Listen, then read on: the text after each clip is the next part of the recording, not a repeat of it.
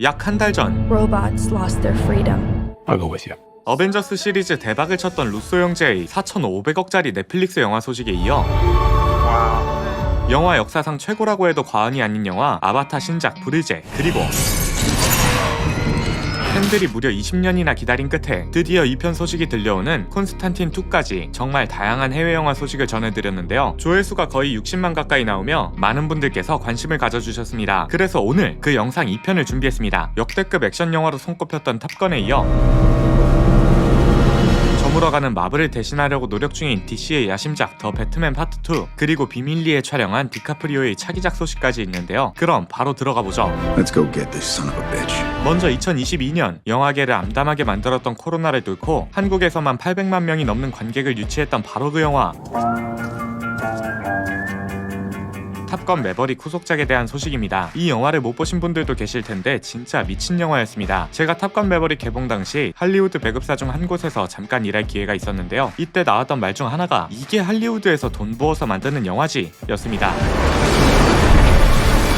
탑건 매버릭 제작사가 파라마운트 픽처스였는데 경쟁 제작사와 배급사 모두 졌다고 인정하는 분위기였죠. 이 영화를 영화관에서 보신 분들은 대부분 공감하실 텐데요. 진짜 내가 전투기를 타는 기분이었고 목엔 힘이 들어가고 손엔 땀을 쥐는 미친 경험을 하셨을 것 같습니다. Captain Mitchell is no longer your instructor. Who the hell is that? Setting time to target, 2 minutes, 15 seconds. 2:15. That's impossible.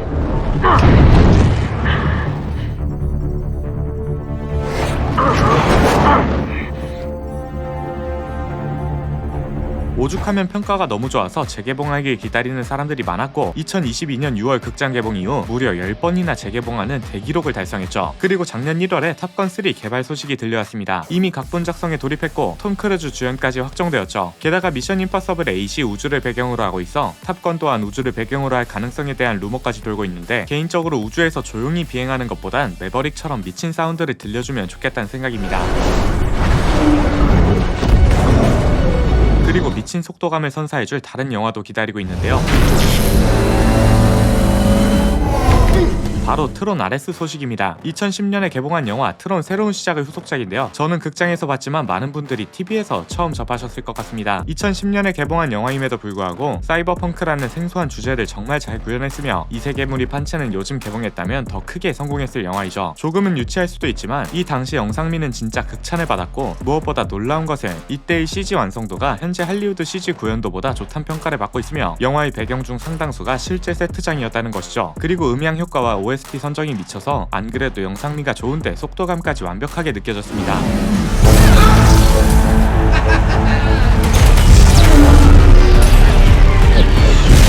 하지만 시대를 잘못 탔는지 영화는 크게 성공하지 못했고 이대로 묻히는가 싶었죠. 그런데 작년 1월 갑자기 공식 촬영이 시작되었고 올해 10월 개봉이 확정되었습니다. 심지어 조커를 맡았던 자레드 레토가 주연을 맡았으며 게임 음악 전문가 나인인치 네일스가 사운드 트랙을 작곡한다는 사실까지 밝혀졌죠. 탑건에 이어 영화관에서 봤을 때 몇 배는 더 재밌는 영화로 돌아오길 기대하고 있습니다. SF 판타지 장르에서 가상의 속도감을 보여주는 트론이 있다면 실제 기체의 속도감을 보여주는 영화가 기다리고 있죠.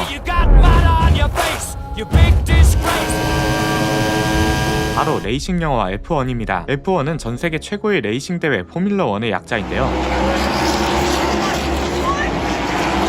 F1이라는 이름을 떡하니 걸고 영화를 제작한다고 해서 무슨 자신감인가 싶었는데 진짜 미쳤습니다. 주연 배우는 브래드 피트가 맡았고 하비에르 바르뎀까지 출연하는 데다가 미하엘 슈마워와 함께 레이싱 역대급 천재로 불리는 남자 루이스 해밀턴까지 등장합니다. 그냥 배우들만 봐도 짱짱한데 F1 드라이버 20명이 촬영에 참가했다고 하는데요. 이 미친 영화에서 가장 중요한 건 전율을 돋게 만들 사운드 트랙일 텐데 영화 음악 작곡가 원탑 한스 짐머가 음악을 맡았다고 하죠. 지금도 최고의 영화로 손꼽히는 다크나이트, 그리고 인셉션, 인터스텔라, 듄, 앞서 말했던 탑건 매버릭까지 한스 짐머가 참여한 영화는 전부 다 초대박이 났는데 이번 영화에 엄청난 힘이 실린 것을 알 수 있습니다. 다크나이트 얘기가 나온 김에 이 영화 소식을 빠뜨릴 수는 없을 것 같은데요. 바로 DC의 야심작 더 배트맨 파트 2입니다. 로버트 패틴슨 주연의 더 배트맨은 DC 유니버스와 완전히 별개의 스토리로 새로운 배트맨을 선보였는데요. 배트맨 실사 영화 중 다크나이트 라이즈 다음으로 가장 좋은 평가를 받은 영화였습니다. 특히 DC는 마블과 달리 조금 더 어둡고 현실적인 이야기를 다루고 있는데 더 배트맨이 그 분위기를 정말 잘 살렸다면 없다며 호평을 받았죠. 조금 과장하자면 나쁜 평이 거의 없는 영화였습니다. 게다가 저스티스 리그가 개같이 멸망하며 DC에 대한 기대감이 굉장히 줄었음에도 불구하고 엄청난 호평을 받았다는 건 정말 칭찬할 수밖에 없는데요. 관객의 호평에 힘입어 파트 2는 원래 올해 개봉 예정이었으나 할리우드 파업이 장기화되며 2027년 개봉으로 연기되었다고 합니다. What have you done?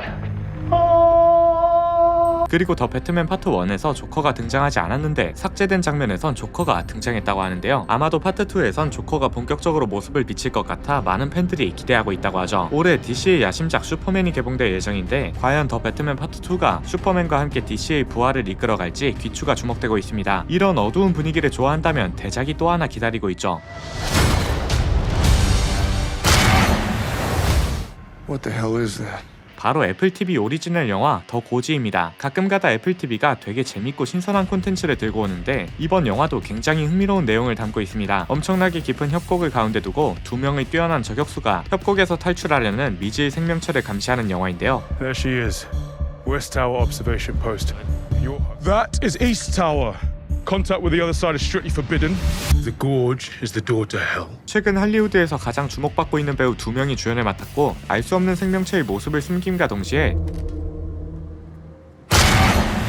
오히려 협곡 안으로 뛰어드는 저격수들의 모습을 비추며 관객의 호기심을 자극하고 있죠. 게다가 이 영화는 올해 2월 14일 공개 예정이니 SF 스릴러 장르를 좋아하는 분들에겐 좋은 영화가 될 것 같습니다. 괴물이 등장하는 영화를 말씀드린 김에 또 다른 괴수 영화 소식을 전하려 하는데요. 바로 올해 넷플릭스에 공개될 예정인 영화 프랑켄슈타인입니다. 인간의 시체를 조합하고 생명을 불어넣어 탄생한 괴물 프랑켄슈타인은 지금까지 정말 많은 영화의 소재로 사용되었는데요. 울버린 형이 등장하는 액션 영화 반헬싱이 대표적이죠.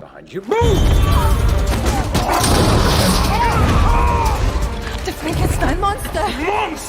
그리고 이 프랑켄슈타인을 괴물영화 전문가 기에르모 델 토로가 제작했다고 합니다. 영화에 관심이 많은 분들은 아실 텐데 영화 헬보이로 유명한 감독인데요. 조금 더 과거로 올라가면 애들 영화인 줄 알고 영화관에 데려갔다가 호러 영화를 마주하고 우는 아이들 달래주느라 급급했던 악질 중의 악질 영화 파네미로 감독으로도 유명하죠. 그런데 사실 메카물의 정석이라고 불리는 퍼시픽 림의 감독을 맡기도 한 천재 감독 중 한 명입니다.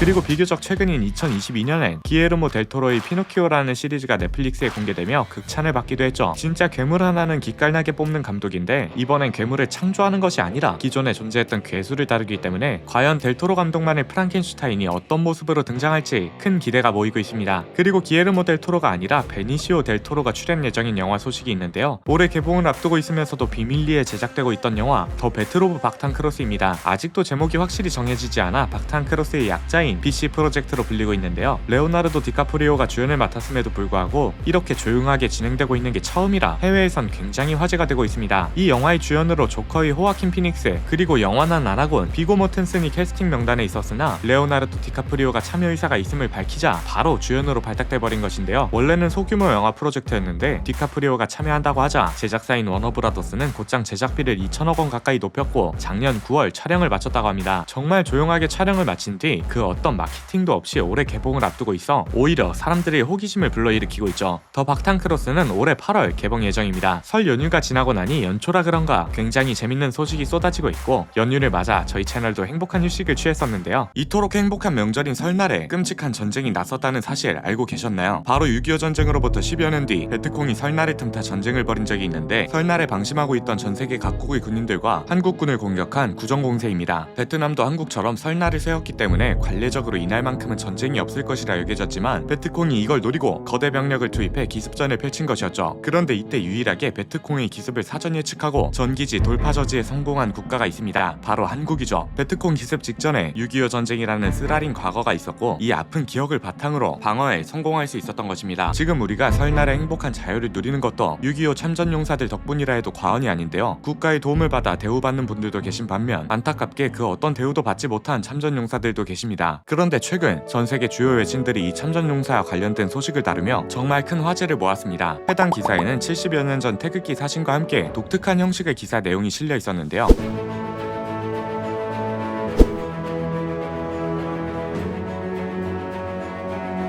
알고 보니 이 기사는 연락이 닿지 않았던 참전용사에게까지 지원 소식을 알리고자 여러 한국인들이 힘을 모아 외신에 요청한 것이었고, 이에 감동한 해외 여러 국가의 외신들이 국가를 대신해 은혜를 갚고자 나선 한국인들의 기사를 보도한 것이었죠. 그리고 실제로 아프리카 대륙의 에티오피아에선 수십 명의 참전용사와 가족들이 암질환 치료 및 수술을 받았고, 에티오피아는 이를 미라클 코리안이라 부르며 신문 일면에 보도하기도 했습니다. 그리고 이 모든 것을 진행한 것은 직원 수 10명 남짓의 작은 한국 기업 인프레쉬였습니다. 인프레쉬는 국내 생활고를 겪는 참전용사들을 직접 찾아다니며 주거 개선, 물품 지원, 식비 지원에 더불어 국가를 대신해 해외 참전국에 선물을 전하는 등 국내외에서 극찬을 받고 있죠. 무엇보다 감동적인 것은 이 모든 후원을 기업명으로 진행한 것이 아니라 이러한 행보에 동참해준 한국인 이름으로 진행했다는 것입니다. 그리고 최근 인프레쉬는 6.25 참전용사에게 후원되는 특별한 후드티를 공개하며 또 다른 기적의 시작을 알렸는데요. 기억이란 주제 아래 참전용사들의 희생과 노고를 알리며 일상 속 그들에게 감사 메시지를 전하고 있는 것이죠. 이 후드티의 판매 수익금 일부는 참전용사분들에게 직접 전달되며 후원에 동참한 이들의 이름은 명단에 기록되고 있습니다. 여러분의 많은 동참 부탁드리며 후원 후드티는 고정 댓글에 링크를 남겨두겠습니다. 꼭 한 번씩 확인 부탁드립니다.